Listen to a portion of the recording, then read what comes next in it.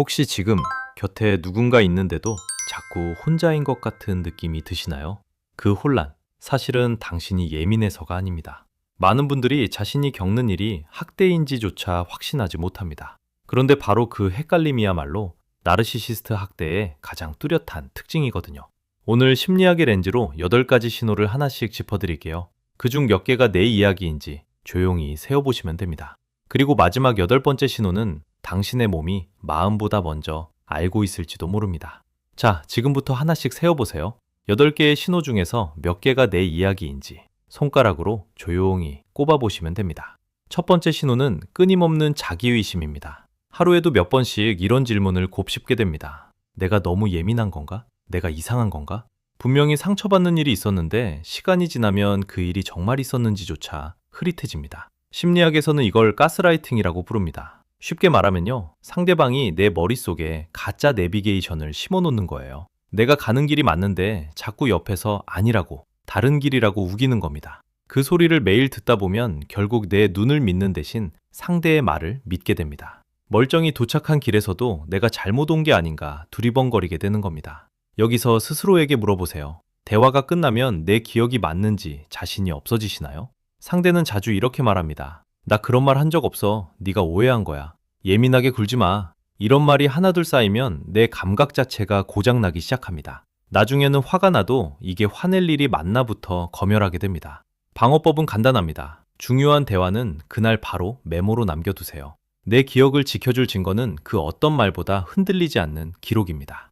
두 번째 신호는 늘 내가 먼저 사과하는 것입니다. 이상하지 않나요? 분명 상처받은 사람은 나인데 대화가 끝날 때쯤이면 미안하다고 말하는 쪽은 언제나 저입니다. 여기에는 순서가 있습니다. 심리학자들은 이걸 다보라고 부릅니다. 쉽게 말하면요, 상처받은 건 난데 대화가 끝나면 내가 사과하고 있는 책임 떠넘기기 3단계예요. 먼저 상대는 잘못을 부인합니다. 그 다음 오히려 나를 몰아세우며 공격합니다. 마지막엔 자기가 피해자인 척, 내가 가해자인 척 자리를 바꿔버립니다. 예를 들어 볼까요? 약속 시간에 늦은 사람은 분명 상대였습니다. 그런데 10분쯤 지나면 왜 그런 걸로 예민하게 구느냐는 말에 어느새 제가 죄송하다고 말하고 있습니다. 이런 일이 반복되면 나중에는 잘못이 없는데도 미리 미안하다는 말부터 준비하게 됩니다. 스스로 물어보세요. 최근에 사과한 사람은 정말 잘못한 사람이 맞았나요? 방어법은 이겁니다. 사과가 목까지 올라올 때 딱 한 번만 멈춰서서 물어보세요. 나는 지금 무엇을 잘못했는가? 답이 떠오르지 않는다면 그건 사과할 일이 아니었던 겁니다. 이 영상을 보고 나면 다음에 또 사과가 목까지 차오를 때 이게 그 신호였지 하고 멈칫하게 되실 거예요. 여기까지가 2개입니다. 그런데 이건 아직 시작에 불과합니다. 지금까지는 전부 내 머릿속에서 벌어지는 일이었어요. 문제는 이 혼란이 곧 관계의 온도 자체를 바꿔놓기 시작한다는 겁니다. 세 번째 신호는 천국과 지옥으로 가는 롤러코스터예요. 어떤 날은 세상 누구보다 다정합니다. 그런데 어떤 날은 이유도 모르게 얼음장처럼 차갑습니다. 심리학의 렌즈로 들여다보면 이건 러브바밍에서 평가절하로 넘어가는 사이클이에요. 처음엔 과할 만큼 애정을 쏟다가 어느 순간부터 나를 깎아내리기 시작하는 겁니다. 여기서 진짜 무서운 건 이 오르내림 자체예요. 심리학에서는 이걸 간헐적 보상이라고 부릅니다. 쉽게 말하면요, 슬롯머신이에요. 어쩌다 한 번 터지는 그 잭팟 때문에 계속 코인을 넣게 되는 거죠. 늘 차가우면 차라리 떠납니다. 그런데 어쩌다 한 번, 예전에 그 다정함이 돌아오니까 그 한 번을 기다리며 계속 매달리게 되는 거예요. 예를 들어 일주일 내내 냉랭하던 사람이 어느 날 갑자기 꽃을 사들고 옵니다. 그 순간 지난 일주일의 상처가 싹 지워지는 것 같아요. 그리고 다시 그 하루를 기다리며 다음 일주일을 버티는 겁니다. 혹시 지금 이런 질문이 떠오르시나요? 나는 왜 이 사람 기분을 살피느라 정작 내 하루가 어땠는지는 기억도 안 날까? 그렇다면 잠시 멈춰서 세어보셔도 좋습니다. 이게 세 번째예요. 방어법은 간단합니다. 좋았다, 나빴다를 반복할 때 그 좋은 순간을 증거로 삼지 마세요. 관계는 최고의 순간이 아니라 평균의 온도로 봐야 합니다. 여기서 소름 돋는 지점이 하나 있어요. 이 슬롯머신은 일정하게 잘해주는 것보다 훨씬 더 강하게 사람을 붙잡습니다. 좋음과 나쁨의 비율이 처음엔 10대 1이었다가 점점 1대 1로 무너지는데 그럴수록 이상하게 더 벗어나기가 힘들어져요. 네 번째 신호는 곁에 있는데 혼자인 느낌이에요. 두 명 같은 공간에 함께 있습니다. 그런데 마음은 늘 벽 하나를 사이에 둔 것 같아요. 이걸 심리학에서는 친밀감 장애라고 봅니다. 쉽게 말하면요, 온도 조절이 고장난 에어컨 옆에 앉아 있는 것과 같아요. 분명 곁에 있는데 나는 계속 춥습니다. 여기엔 브레드 크럼빙이라는 패턴이 숨어 있어요. 딱 굶어 죽지 않을 만큼의 부스러기만 던져주는 겁니다. 진짜 다정함은 주지 않으면서 떠나지도 못하게 붙잡아 두는 거죠. 힘든 하루를 털어놓고 싶어 말을 꺼내면 건성으로 고개만 끄덕입니다. 그러다 내가 지쳐서 포기하려는 순간 딱 한마디 다정한 말을 던져 다시 붙잡아요. 그렇게 마음은 늘 배가 고픈 채로 그 사람 곁에 남게 됩니다. 한번 자문해 보세요. 그 사람과 나눈 대화 중에 진짜 내 마음을 온전히 이해받은 순간이 최근에 있었나? 답이 쉽게 안 나오신다면 이게 네 번째예요. 방어법은 이겁니다. 곁에 사람이 있는데도 외롭다면 그 외로움은 당신이 부족해서가 아니라 관계가 비어 있다는 신호로 읽어주세요. 그런데 여기서 이상한 게 하나 있어요. 이렇게 춥고 혼란스러운데 우리는 왜 이 관계에서 도망치지 못할까요? 그 답이 다음 신호에 있습니다. 이 롤러코스터는 나 혼자 타는 게 아니었어요. 어느새 내 주변 사람들까지 하나씩 사라지고 있었습니다. 다섯 번째 신호는 친구와 가족이 하나둘 멀어지는 겁니다. 심리학에서는 이걸 고립이라고 부릅니다. 쉽게 말하면요, 휴대폰 연락처는 그대로인데 진짜 전화할 수 있는 사람은 0명이 되는 상태예요. 번호는 다 남아있는데 정작 힘들 때 누를 이름이 하나도 없는 겁니다. 여기서 스스로에게 물어봐 주세요. 요즘 마음 편히 속마음을 털어놓을 사람이 몇 명이나 떠오르시나요? 혹시 예전보다 눈에 띄게 줄어들지는 않았나요? 이 고립은 어느 날 갑자기 오지 않아요. 시작은 아주 사소한 한마디입니다. 네 친구는 널 이용하는 것 같아. 네 가족은 너한테 너무 간섭이 심하지 않아?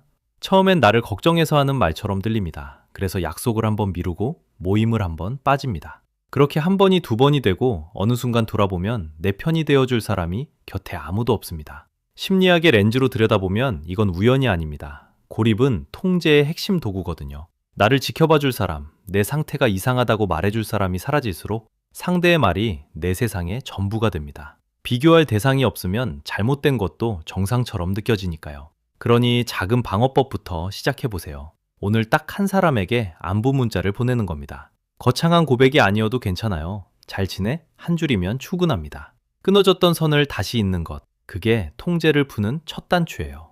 여기까지 세워보셨나요? 이미 절반을 넘겼다면 다음 두 신호는 특히 주의 깊게 들어주세요.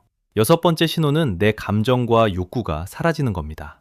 심리학에서는 이걸 자기상실이라고 합니다. 쉽게 말하면요, 매일 남의 리모컨으로만 채널을 돌리다 보니 정작 내가 무슨 프로그램을 좋아했는지 잊어버린 상태예요. 오래 남의 취향만 따라가다 보면 내 취향 자체가 지워집니다. 여기서도 한번 물어봐 주세요. 나 뭐 먹고 싶어? 라는 질문에 3초 안에 답이 나오시나요? 아니면 너는 뭐 먹고 싶은데? 부터 대묻게 되시나요? 이건 정말 사소한 데서 드러납니다. 저녁 메뉴를 고를 때, 주말에 뭘 할지 정할 때, 늘 상대의 표정부터 살핍니다. 내가 원하는 걸 말하기 전에 상대가 싫어할까봐 먼저 지웁니다. 그렇게 눈치 보는 게 몸에 배면 나중엔 내가 뭘 원했는지조차 기억이 안 나요. 그런데 이 눈치 보기를 그냥 성격 탓으로 넘기지 말아주세요. 심리학에서는 이걸 수능 반응이라고 부릅니다. 쉽게 말하면요, 위험 앞에서 상대에게 맞춰주고 비위를 맞추는 방식으로 나를 지키려는 생존 반응이에요. 당신의 그 다정함은 묻어내서가 아니라 오래 지워지고 눌려온 흔적입니다. 방어법은 아주 작은 것부터입니다. 오늘 저녁 메뉴 하나만 온전히 내가 골라보는 거예요.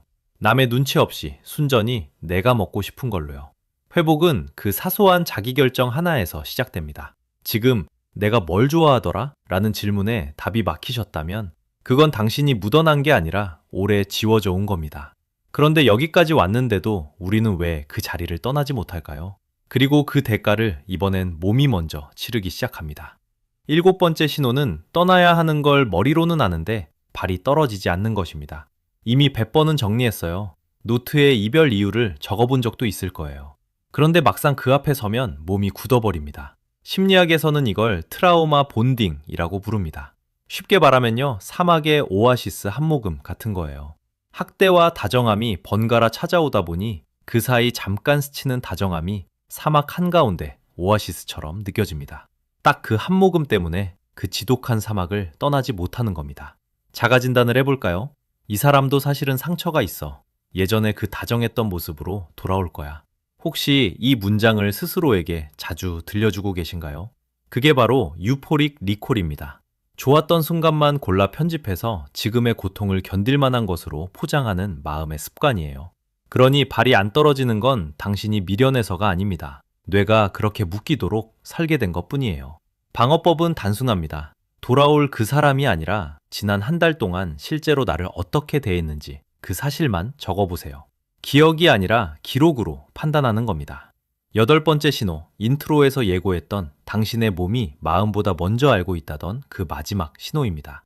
이유 없는 불안, 잠들지 못하는 밤, 자꾸 체하는 속, 어깨에서 풀리지 않는 긴장. 병원에서는 자꾸 괜찮다고 하는데 몸은 계속 아픕니다. 쉽게 말하면요, 몸은 거짓말을 못하는 블랙박스예요. 마음이 아무리 나는 괜찮아 라고 녹음해도 블랙박스에는 진짜 데이터가 그대로 남습니다. 이건 기분 탓이 아닙니다.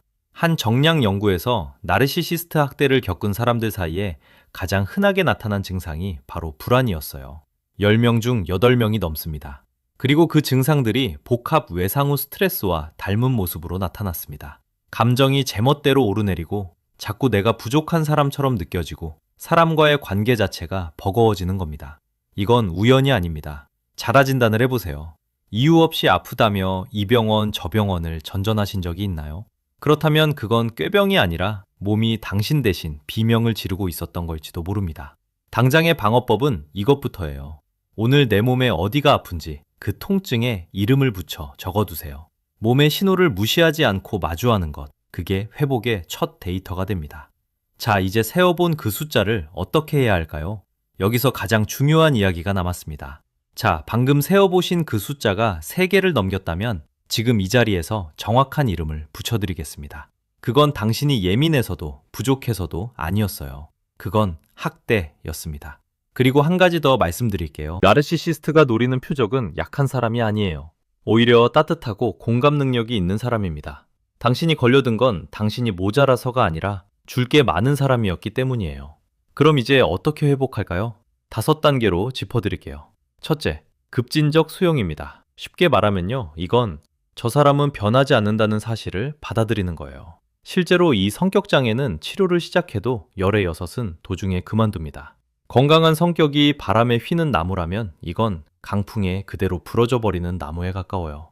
휘어질 줄을 모르니 바뀌기가 그토록 어려운 겁니다. 그러니 고장난 자판기 앞에서 동전을 계속 넣으며 나오길 기다리는 대신 고장났다는 걸 인정하고 돌아서는 겁니다. 둘째, 애도예요. 좋았던 그 사람이 사실은 없었다는 걸 슬퍼할 시간을 스스로에게 허락해 주세요. 셋째, 기본 욕구를 다시 찾는 겁니다. 내가 뭘 먹고 싶은지, 뭘 원하는지 아주 사소한 것부터 다시 정해보는 거예요. 넷째, 안티가스라이터를 곁에 두는 겁니다. 흐려진 거울 앞에서 나 이상해 보이냐고 물었을 때 아니 너 괜찮다고 말해줄 단 한 사람이면 충분해요. 다섯째, 작은 효능감을 쌓는 거예요. 그리고 꼭 기억해 주세요. 용서하지 않아도 치유는 됩니다. 회복의 첫 단추는 거창하지 않아요. 오늘 저녁 메뉴를 내가 고르는 것에서 시작됩니다. 지금 이 영상을 끝까지 보고 계신 것, 그것 자체가 이미 회복의 첫걸음이에요. 그러니 마지막으로 꼭 드리고 싶은 말이 있습니다. 오늘 세어본 그 8가지 신호는 당신이 예민하거나 부족해서 켜진 게 아니에요. 그건 당신의 다정함이 오래 이용당한 흔적입니다. 곁에 있는데도 혼자 같았던 그 긴 외로움은 당신이 사랑을 못해서가 아니라 너무 잘해서 생긴 상처였어요. 그러니 그 다정함은 고장난 게 아닙니다. 이제 그 다정함을 다른 누구도 아닌 당신 자신에게도 조금 나눠주시면 됩니다. 오늘 세어본 그 숫자가 마음에 걸리신다면 구독과 좋아요로 이 채널을 곁에 두어주세요. 적어도 여기서는 당신이 혼자가 아니라는 걸 기억해 주셨으면 합니다. 그렇다면 나르시시스트는 왜 그렇게 됐을까요? 그들도 처음부터 그랬던 건 아닙니다. 그리고 착한 사람일수록 왜 더 오래 붙잡히는지 그 마음의 비밀도 다음 영상에서 깊이 파헤쳐 보겠습니다.